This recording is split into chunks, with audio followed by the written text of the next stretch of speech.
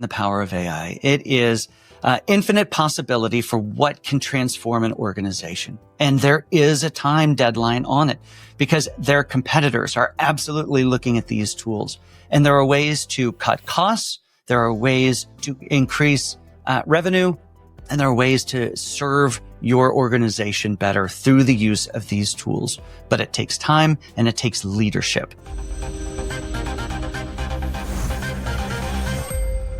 Welcome back to the Tech Transform podcast, where we explore AI's impact on the future of business. My name is Christina Stathopoulos, and I will be your host for this episode. After building out an advanced analytics career in big tech, I am now the founder of Dare to Data, on a mission to help individuals and corporations take the next step in their data and AI journey. Today, I am speaking with Jeff DeVerter, Field CTO at Pythian, who is a visionary technology leader with a passion for driving cloud-based innovation and fostering success through human-centric approaches.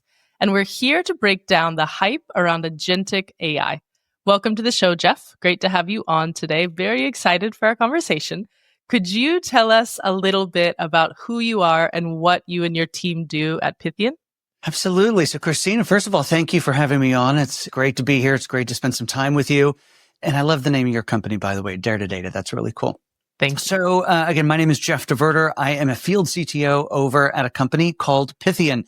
And Pythian has a 28-year history in helping companies, well, really just get their data together, whether that was in the early days, helping with managed services around all of the databases that made the world run for so many years, Oracle, SQL, Postgres, and so forth. And as cloud came along, well, our cloud services came along. And then as AI became, well, we know it's not new. We know it hasn't been new since the 50s. But as it became a possibility, that became a big focus. Think about a company focused on cloud and data. It was a perfect match for that. So myself and my fellow field CTOs, we get out and help companies really envision what their future as an organization could look like. Should they be able to harness and utilize this power, this coworker, this new agent to do things called AI? Yeah. So the company has been around since the early days. You've seen a lot of the different changes in the field. But like you said, AI has actually been around since the 50s. It's just evolved. And today we're going to be talking about one of the big trends that everybody's hearing about, which is agentic AI. And I think this is a concept that's really pushing the boundaries of what we thought AI could do. So I think to kick it off, it would be good for those that might be new to this. How would you describe agentic AI systems? Well, when we start thinking about agentic AI, you just start thinking about how do you string those tasks along so that one task feeds the next task, feeds the next, and maybe even forks along the way, and AIs go off and do some work and then come back and it all comes together and gets assembled into whatever that last artifact, that last deliverable might be. And I use the word deliverable on purpose because you can start to think about agentic AI as little workers that are going to go off and all do a job. You're now a manager of these AIs that are going to go off and do some work and come back and give you that work product. Give a quick example. Imagine you're going to go on a trip and going to go to a conference in Chicago, let's say for 4 days across these dates. Well, you know all the things you need to do to book that. But if you had an agentic AI that was your travel assistant, your travel coordinator, well, you could just give it that core information and maybe it would know some of your preferences, and off it would go to find availability, to find preferences, cost-ish things, and bring it all together, maybe even hold some reservations for you and come back with a finished itinerary. I think that's a pretty decent analogy to help understand how agentic AI is an evolution or a combination of just individual requests. Yeah, okay. So it sounds like we need to think of it like little workers, as you said, instead of just simply generating text, writing an email for you, generating images. It goes beyond that. And like your example, just doing all the tasks that you need to organize and book a trip. So I'll think of it like that, little workers. Little workers. That's an easy way to think of it. I built a little, in these jobs, we have to have a little bit of a social presence. And I, like a lot of folks, will use Gemini and what to help, craft some content. I built a studio, a full agency studio with personas all along the way to help not only coming up with a monthly theme and the content that would go into there, but writers and editors and graphic people, but they're all just little AI workers who help pull that information together. That's very interesting, very, very futuristic. Whenever we talk about agentic AI and cases like you're explaining, it sounds quite futuristic. But I know that they're really compelling use cases, real world business use cases. Now there's things like autonomous supply chain optimization or knowledge worker augmentation. But what do you think is the most tangible near-term benefit that you see businesses and employees experiencing? Like, what is that quick win that makes this technology feel less like science fiction, futuristic, and more like a practical tool that we can use? It's a great question, Christina. I think that it actually exposes a challenge that I think businesses have to confront when it comes to AI. Like, everybody's excited about it. They want to use it. They, can my knowledge workers craft an email faster? Can I get data from across my organization? Think of search on steroids that's available these days. But when we start to think about how agentic AI can have an impact in business, well, it requires that business leaders, not necessarily managers, but leaders inside of an organization, look at the work that's being done and think of, let's go back to the term we used earlier, little workers. What are those individual tasks of things that can happen? I think a great example would be to think about RPA, robotic process automation. That was a big thing for the past, a bunch of years. And that is, how do we take some of these manual tasks that are very process driven? When this happens, then do that. Not a lot of AI there. It's just kind of trigger based. But if you think about connecting all of those, the folks that were successful with that were ones who looked at business processes and found a way to automate aspects of it. But now if we can add some intelligence to the automation, that's where agentic AI, I think, really starts to fit in. An example might be, if we work for an organization and I work for you and I managed a region of retail stores, and you tell me that, in our retail stores, we have, our products that we sell, and there's all sorts of things that happen inside of that store, from employee management, training. We want to know about sales. We want to know about inventory. We have our good customers or our bad customers. And I may have to go to a meeting there next week. And I could go into my scheduling software that would right now is trigger based and says, 10 or 20 or 30 minutes before in a meeting, you should start driving. Well, what I would really like is I would like a proactive notification that tells me things, that comes back and says, based on traffic, you need to leave at this time, which means in 10 minutes, get in the car. The store manager is this person. They have 15 employees. 2 have not completed their annual enrollment. There are deliveries that are expected these days. And there are 3 high profile customers, and one of them has an order that's coming in on that. Imagine going across all of those systems, across public content, with the traffic and weather, but also corporate data as well. So when I walk in and show up at that store, I'm able to actually provide value and not ask basic questions. I already know the basic questions. Now we can talk about being successful as an individual retail store. So it sounds like not even just having a little worker, it's like having your own personal assistant even. It's incredibly helpful. Well, I think that's a great way to think about that specific use case. You could also think supply chain as well. Imagine, in that retail environment, stuff's going to show up at stores all across, the regions that we sell in, and being able to manage not only when we have demand for new product in those stores, to trigger when orders are going to happen, to be able to manage those orders, all the stuff that could be happening behind the scenes that we would never see, that me as a regional leader, or even you as the national leader who I work for, could then be approving when, because I don't think you just want the AI is going and buying stuff for you all the time. You get to be the final approver of that, but to say, yes, let's go ahead and order those things and route them based on traffic, based on weather, based on need, based on high profile customers, any of the things that you set up. Yeah, we have to be careful if the AI gets a hold of your credit card details, starts buying it's everything. It's a good example I've used with my wife so far, but I don't think that's going to last very long. No. I want to talk about something that's a little bit closer to heart for me as a data person. So many organizations are currently grappling with data infrastructure challenges, really the foundations. How important is it to address these issues before even considering implementing these agentic AI solutions? And also, what are the first steps that businesses should take to prepare their data foundations for that transformative technology? Christina, it's a great question because we wax poetic about automatic ordering and management of people and schedules. But all of that, those decisions, all of that information comes from data that lives somewhere. I made the examples before, some of it in the public sphere, weather, traffic, things like that. But as far as being able to provide me as that store manager, the regional leader to go talk to the store manager, that list of everything I need to know about employees and customers, think about all the systems it would have to connect to. We're into HR systems, we're into ERP and a myriad of other things. So first of all, there's the data connection and the security of those data connections. But then lastly, and I think most importantly, it is the quality of the data.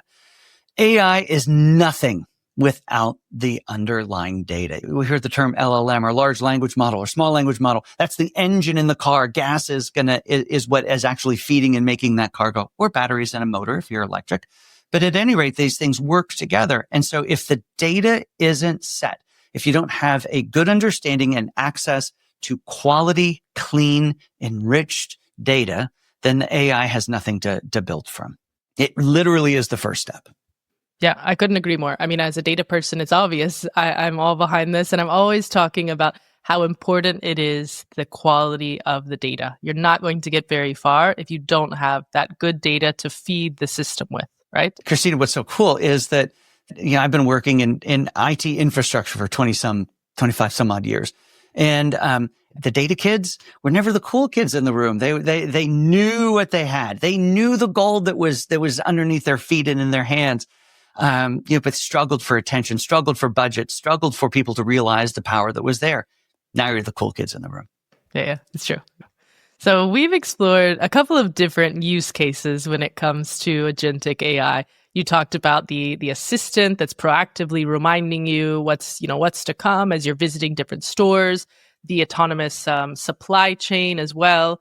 What are a couple of the key stages that come to mind for you when moving from today's AI capabilities to the full potential of agentic AI? And what are the essential technical components as well at these stages? So I've been really, really bullish on the fact that education is really one of those first steps. And that is really one, understanding the art of the possible with these tools. We've talked just about a couple of very simple examples today.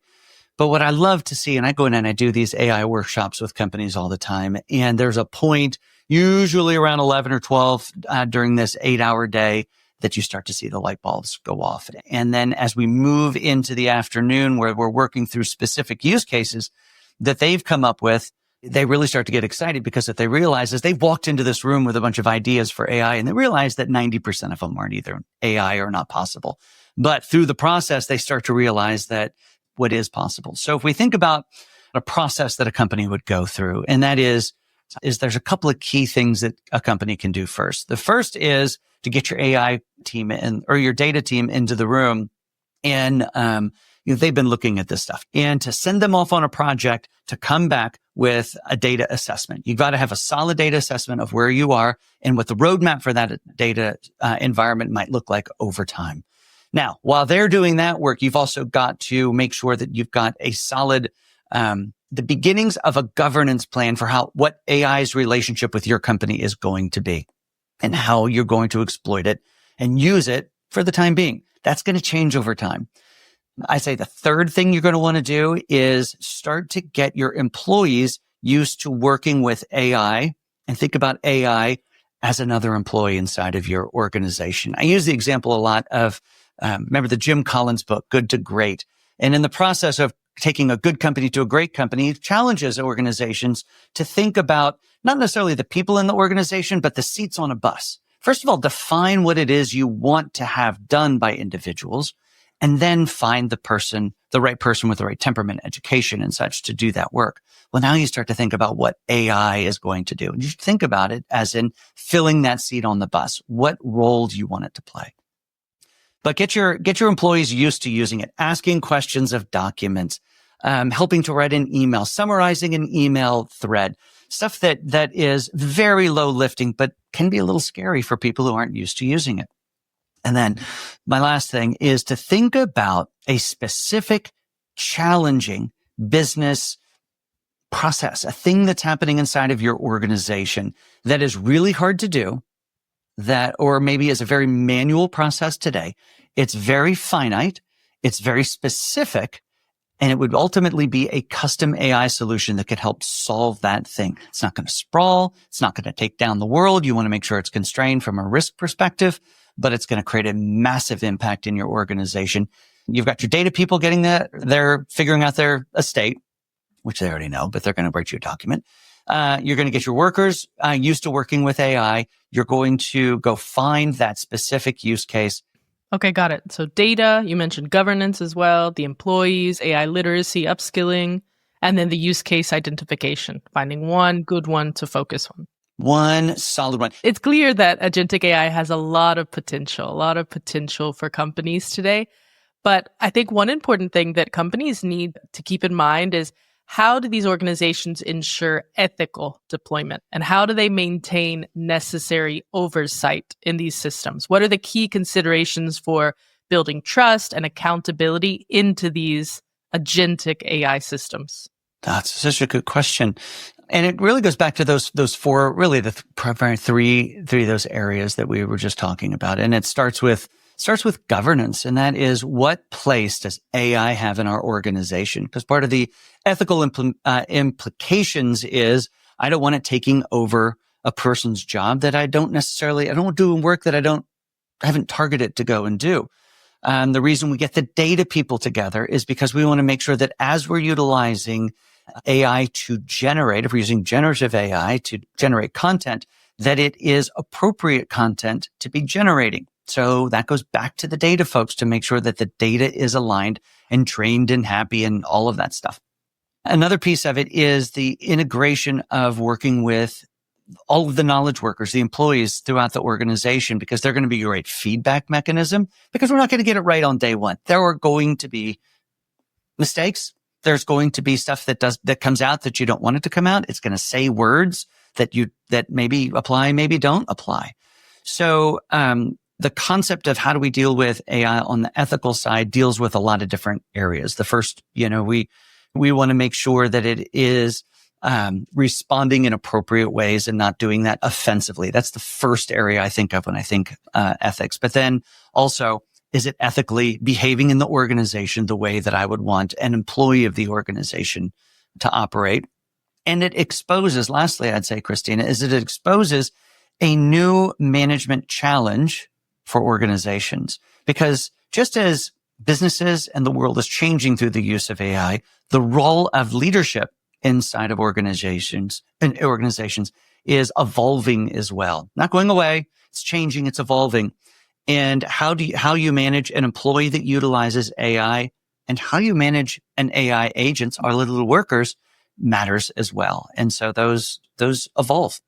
Yeah. And this links a little bit into the next question I wanted to ask you, focusing on the employees. If we're looking at the employee-focused use cases, how do you see agentic AI reshaping the day-to-day work experience of a typical worker? What are the implications for employee productivity, for satisfaction, and really overall organizational culture? So I think that when it exposes opportunity for employment, I don't hear it as much this year. Last year, it was a big concern of hey, AI is going to take all the jobs. It's going to take some jobs, but new jobs show up. And I think one of those jobs is the leader inside of an organization. Again, I chose the word leader, not manager, who's going to adopt this technology individually and see the potential for how stringing these little workers together could make an impact. So I see an evolution of job opportunity inside of organizations. And I think those are the folks who are going to identify what those agentic solutions may look like. Could be, managing those retail stores. Could be managing pipeline, supply chains. Could be managing manufacturing lines or the creation of certain content. I worked with a customer a year or two ago, And a really interesting customer, they manufacture vertebrae for people who are having surgery. So you can imagine this is extraordinarily sensitive construction of stuff that's going inside of humans. It really matters. So there were effectively a bunch of AI agents that were managing the process and managing the tools that were creating this stuff as well to do preventative maintenance on these things, to do quality control, all of those things working together to then go back down to the individual work product that was created and give it a percentage of how perfect is this. Yeah, it's huge. And what you were saying before, that it's not about job displacement that we need to worry about. Yes, there might be a couple of jobs disappearing, but they will be replaced by new ones. But what it's going to do is really take control of some of these very repetitive tasks to free us up as employees to dedicate ourselves to the more creative, more nuanced work that we have to do, right? That's right. That's exactly right. Yeah. And you said that much more concisely than I did. Much more concise than you. You had a really good explanation, and the healthcare one too. I always think there's so much opportunity in healthcare, so it's good that you're noting a use case even where they're using it within a healthcare environment. I have a lovely wife, and one of the things that you learn is in a conversation with your wife, you never want to say always and never, because always and never are very bad ways to lead into a conversation. But this is one of those areas that always fits, because I say that AI is going to impact everything. There isn't a business, there isn't an area of society that AI can't be a benefit. And the opportunity is for those who can see that and help be a part of that transformation. Yeah, I couldn't agree more. So as we're approaching the end, I have one last question for you. If you had to deliver a 60-second takeaway message to CIOs from our conversation today, what would it be and why? You have to be concise on this one. Ooh, challenge. Yeah, all right. Challenge. All right. So if I was talking to a CIO to talk about the impact and the power of AI, it is infinite possibility for what can transform an organization. And there is a time deadline on it, because their competitors are absolutely looking at these tools. And there are ways to cut costs. There are ways to increase revenue. And there are ways to serve your organization better through the use of these tools. But it takes time and it takes leadership. That's good. That was like good. 30 seconds. That was 30 seconds. Oh, yeah, that was really fast. That was a good one. Okay. So I got it. So don't let this pass you by. But remember as well, it takes time and it takes leadership, as you said, right? In fact, can you even say pass you by, or does it just run you over? Because or that. It's coming fast. It's coming fast. It's coming fast. There's so many great analogies as well. In fact, if you go back, and if we went back to the year 2000 and you look at the Fortune 1000 at that point, 500 of those companies are now gone, displaced because either technology ran them over or people found a better, faster way to do what they did. And that's happening now in real time. Yeah, it's quite telling, that example. Yeah. Yep. Well, perfect. Thank you so much, Jeff. I loved the conversation today, so thank you for joining us. I'm sure the listeners are going to love it. Also, thank you to everyone who tuned in today. We hope you took a lot away from today's podcast. And for further information on what we've talked about, please head on over to pythian.com. It's spelled Pythian. We'll be back next week with another episode in our podcast series. Until then, make sure you subscribe to this podcast on all major platforms and follow the conversation on our socials at EM360Tech on X and LinkedIn. And for more great daily content, head on over to em360tech.com.